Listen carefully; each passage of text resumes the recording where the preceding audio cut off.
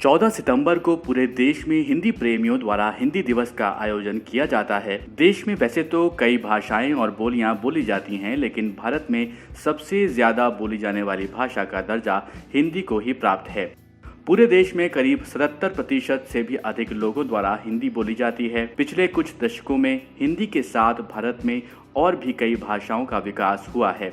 हिंदी की समृद्धि और इसकी स्थिति और विकास पर मंथन को ध्यान में रखते हुए हिंदी दिवस को मनाने का फैसला किया गया। चलिए आपको हिंदी दिवस के बारे में विस्तार से बताते हैं।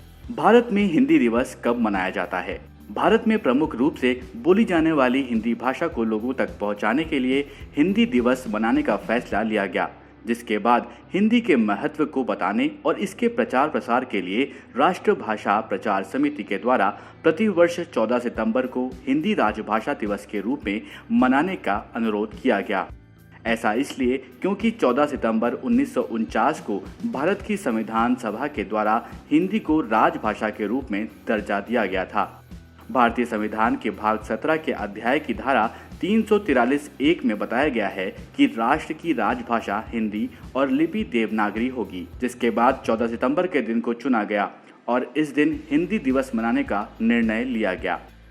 क्यों मनाया जाता है हिंदी दिवस? जिस प्रकार से भारत में कई भाषाएं और बोलियां विलुप्त हो रही हैं, ये चिंतन का विषय बनता जा रहा है।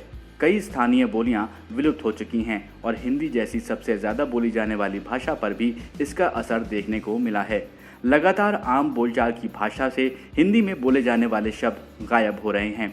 हिंदी दिवस के अवसर पर देश भर में स्कूलों, कॉलेजों और शैक्षणिक संस्थानों में निबंध प्रतियोगिता, वाद विवाद प्रतियोगिता, कविता पाठ, नाटक और प्रदर्शनियों का आयोजन किया जाता है।